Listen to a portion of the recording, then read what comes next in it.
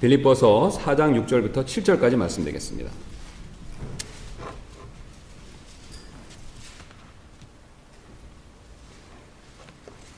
우리 다 찾으신 줄로 알고 제가 받들어 읽도록 하겠습니다. 빌립보서 4장 6절부터 7절 말씀입니다. 제가 받들어 읽도록 하겠습니다. 아무것도 염려하지 말고 오직 모든 일에서 기도와 간구로 너희가 요청할 것들을 감사와 더불어 하나님께 알리라. 그리하면 모든 이해를 뛰어넘는 하나님의 평강이 그리스도 예수님을 통해 너희 마음과 생각을 지키시리라. 아멘. 잠깐 제가 기도하고 우리 말씀을 나누는 시간을 갖도록 하겠습니다. 지극히 높으시고 존귀하신 주님께서 저희들을 구원해 주시고 복된 주일을 맞이하여서 하나님의 집에 이렇게 불러 모아 주시니 진심으로 감사를 드립니다. 아무것도 내세울 것 없고 잘한 것 없지만 오직 예수 그리스도의 피와 의의 공로에 힘입어 하나님의 은혜의 왕자 앞에 이렇게 설 수 있도록 은혜를 베풀어 주시니 다시 한번 진심으로 감사를 드립니다. 주님, 우리가 이곳에 모인 목적은 한 가지밖에 없습니다. 우리를 구원하여 주신 예수 그리스도를 통하여 하늘에 계신 아버지 하나님께 영광을 돌리고자 하는 바가 우리의 목적입니다. 우리가 오늘 마음과 뜻과 정성을 다해 하나님을 높일 때 하나님께서 영광을 받아 주옵소서. 하나님께서 기뻐 여기시는 참된 예배를 드릴 때 하나님께서 또한 이루 말할 수 없는 은혜와 복들로 우리를 채워주시는 것을 우리가 알고 있습니다. 주님, 오늘 그런 복이 우리 마음에, 우리의 영안에 부어질 수 있도록 긍휼을 베풀어 주옵소서. 특별히 성령께서 도와주셔서 부족한 제가 이 하나님의 말씀을 전할 때 주의 막대기와 입술로 사용해 주시기를 간청을 드립니다. 주의 성령께서 역사해 주셔서 하나님께서 오늘 하시고자 하는 말씀을 잘 조리 있게 전달할 수 있도록 도와주시기를 원하며 감사드리며 모든 말씀 예수님의 존귀하신 이름으로 기도드렸습니다. 아멘. 여러분, 혹시 이 세상과 분리된 삶을 살라는 주님의 명령을 어기신 적이 있으셔서 크게 뉘우치고 이렇게 자백해 보신 적이 있으십니까? 예, 전부들 이렇게 경건하게 거룩하게 잘 사시나 보네요. 아니면 혹시 하나님께서 말씀하신 이 돈을 사랑하지 말라는 명령을 어기신 적이 있으셔서 크게 뉘우치고 또한 이렇게 자백해 보신 적이 있으십니까? 네, 믿음들이 다 좋으신 것 같습니다. 자, 그렇다면 마지막으로 여러분은 혹시 하나님께서 말씀하신 염려하지 말라는 명령을 어기시고 염려한 적이 있으셔서 크게 뉘우치고 회개하며 자백해 보신 적이 있으십니까? 사실 우리 그리스도인들은 이 염려하는 죄를 너무나도 자주 가볍게 다룰 때가 많이 있습니다. 그러나 우리가 염려할 때 하나님께서는 우리가 간음죄나 살인죄나 도둑질하는 죄같이 그것과 똑같이 심각한 죄에 빠져들고 있는 것으로 보고 계신다는 사실을 우리가 놓칠 때가 너무나도 많이 있습니다. 예수님께서는 마태복음 6장 34절에서 염려하는 것이 한날의 악이다 라고 말씀하신 적이 있으십니다. 예수님께서 마태복음 6장 34절에서 한날의 악이다 라고 말씀하셨던 그리스어 카키아라는 단어는 에베소서 4장 31절에서와 또 사도행전 8장 22절에서 악이나 사악하다는 의미로 번역된 단어입니다. 즉 염려하는 일은 간음하거나 도둑질하거나 그런 죄만큼 악한 죄라는 뜻으로 말씀하셨다는 것이죠. 오늘 본문의 사도 바울은 이를 잘 알았던 사람 가운데 하나였습니다. 그는 자신이 늘 경계했던 다른 심각한 죄만큼 염려하는 죄에 대해서도 늘 경계했던 사람이었습니다.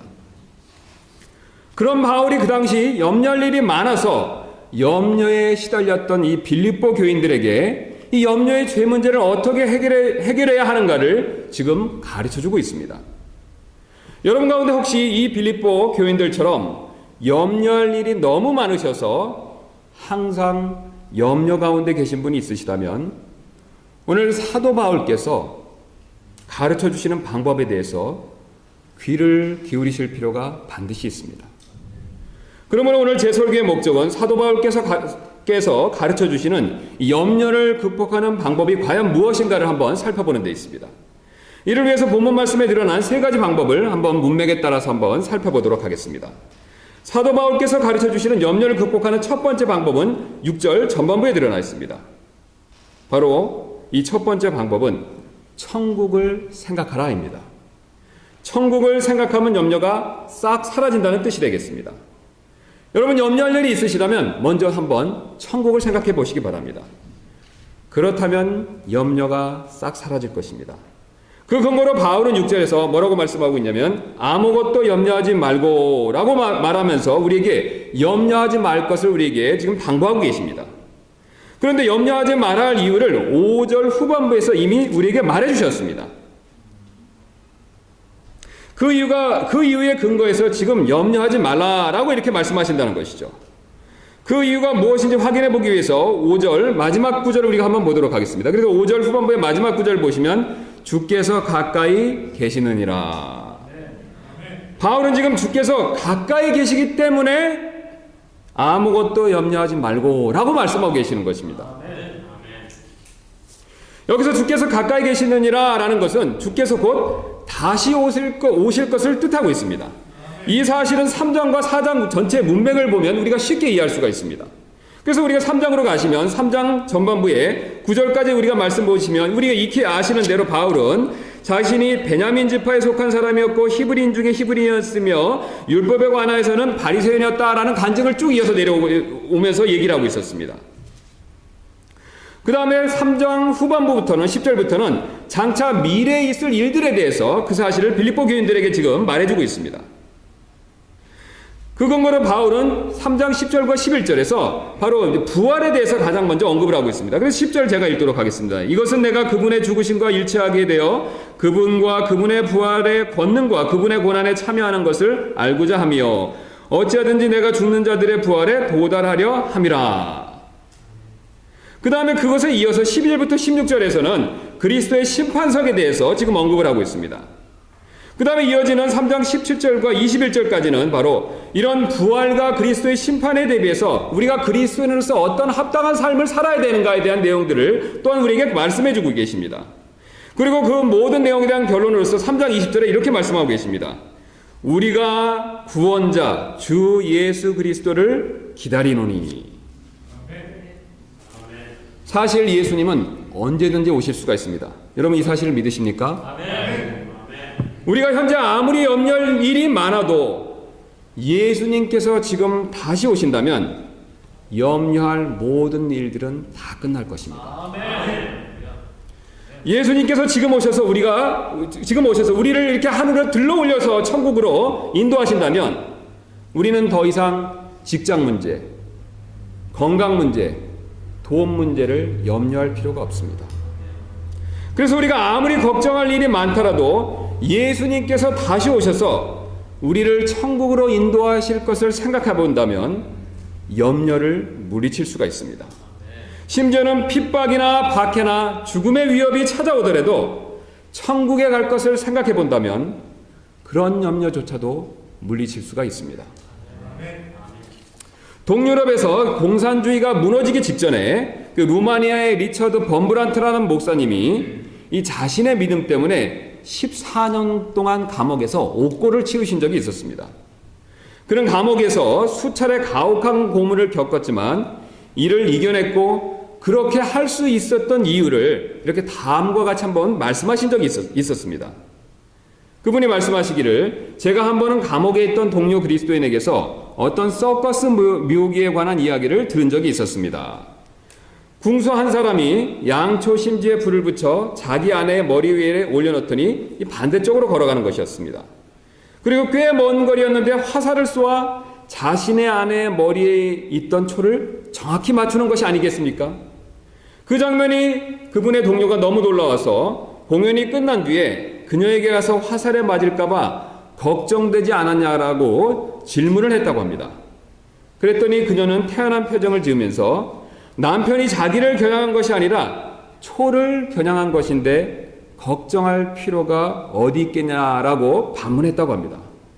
이 이야기를 듣는 순간 그 렘브란트 목사님에는 다음과 같은 생각이 떠올랐다고 합니다. 내가 고문을 당할 것을 걱정할 이유가 무언가? 고문은 내 육신을 겨냥한 것이지 나를 겨냥한 것이 아니야. 나의 진짜 생명은 내 안에 계신 그리스도야. 내가 죽더라도 나는 그분과 함께 천국에 있게 될 것이야. 이런 시각으로 바라본다면 염려할 것이 전혀 없어.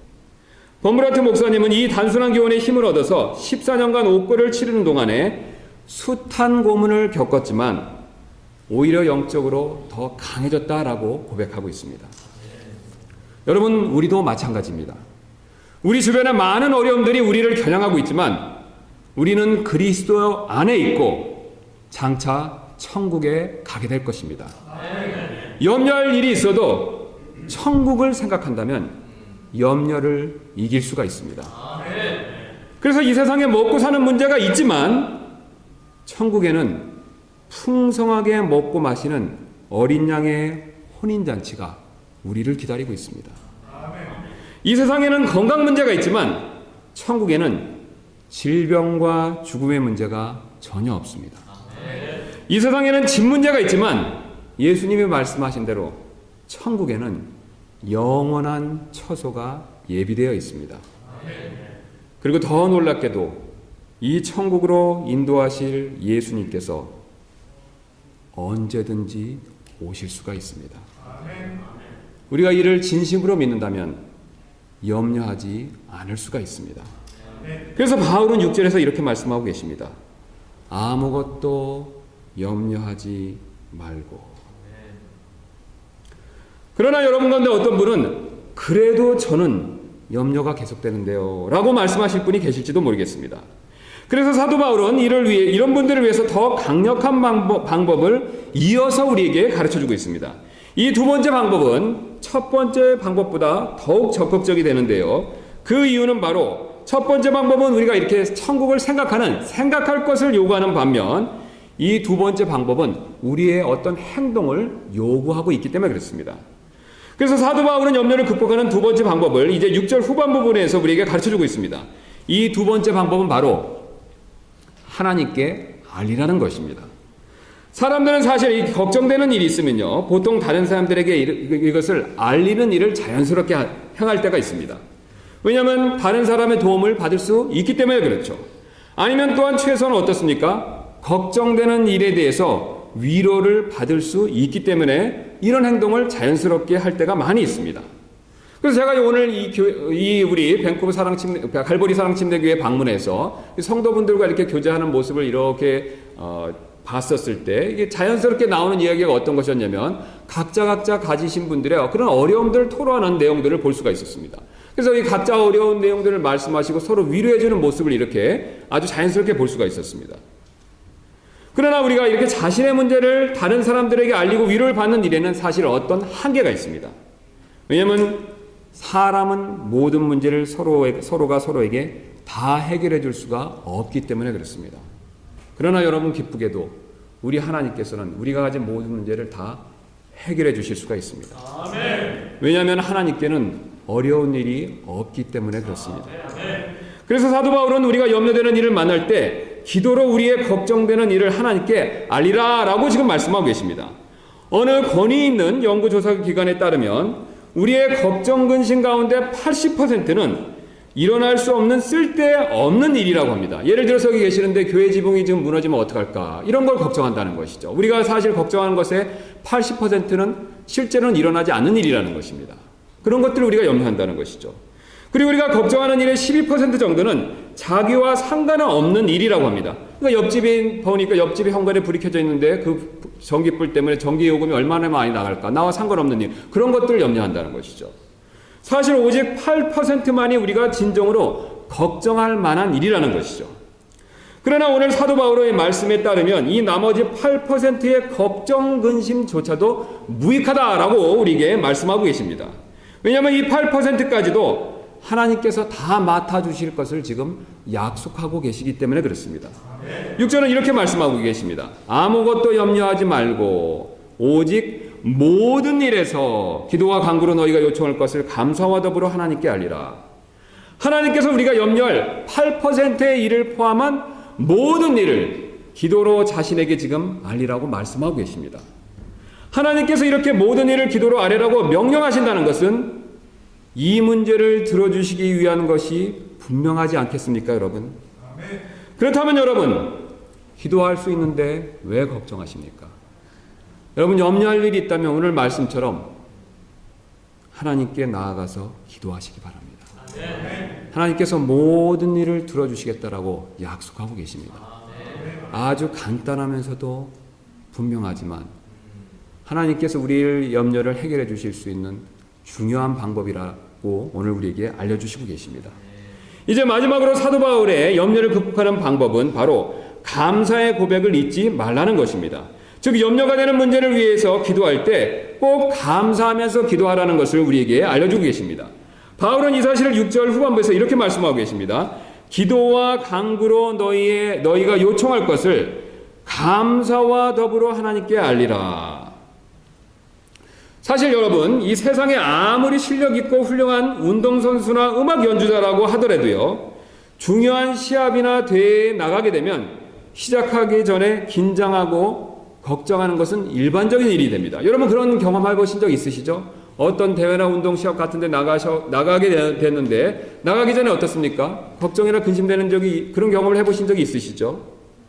근데 이런 운동선수나 음악 연주자들이요, 그런 긴장과 걱정을 줄이기 위해서 쓰는 방법이 있다고 합니다. 바로 어떤 방법을 쓰냐면요, 자신이 과거에 연습을 해서 아주 잘했을 때 그 모습을 일부러 떠올린다고 합니다.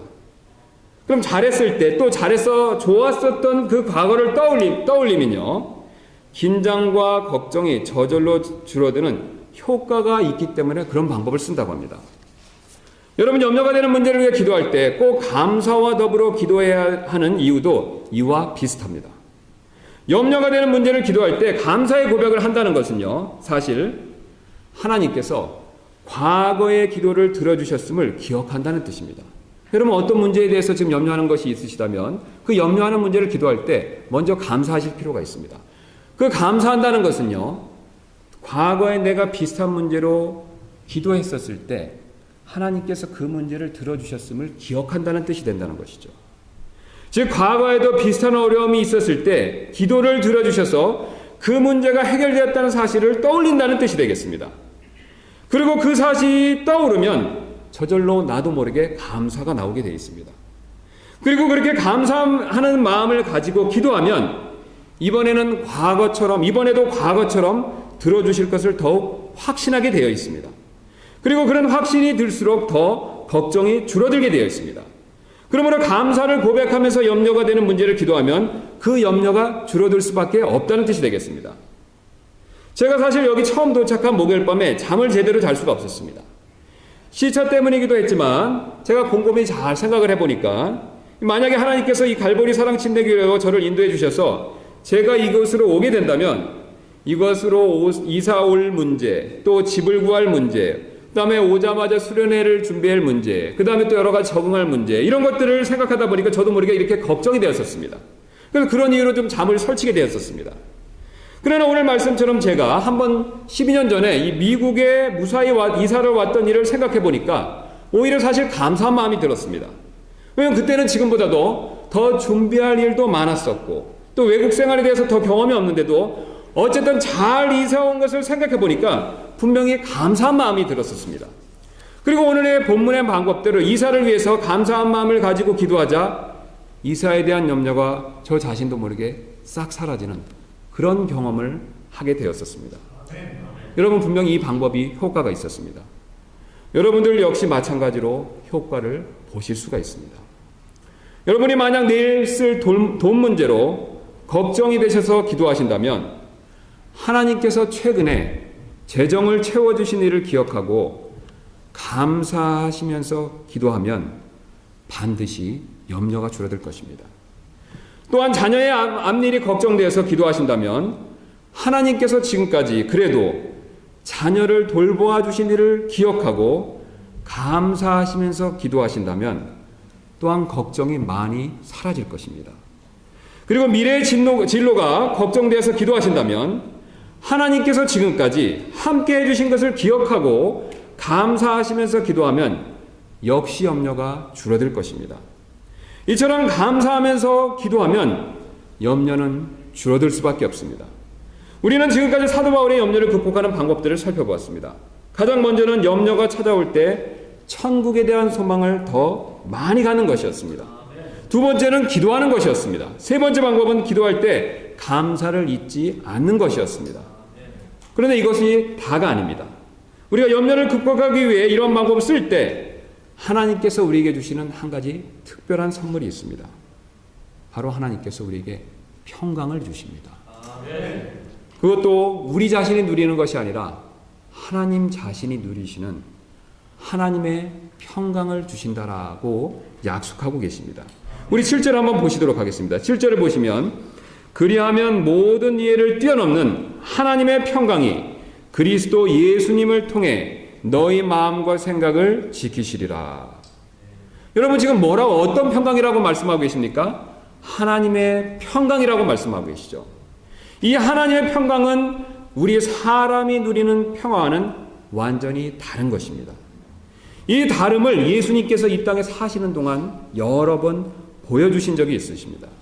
그 중에 한 가지로 우리 마태복음 8장 24절을 보시면 예수님께서 풍랑 가운데 주무시는 모습을 보여주신 적이 있으십니다. 사실 예수님께서는 참 하나님이시지만 또한 참 인간이십니다.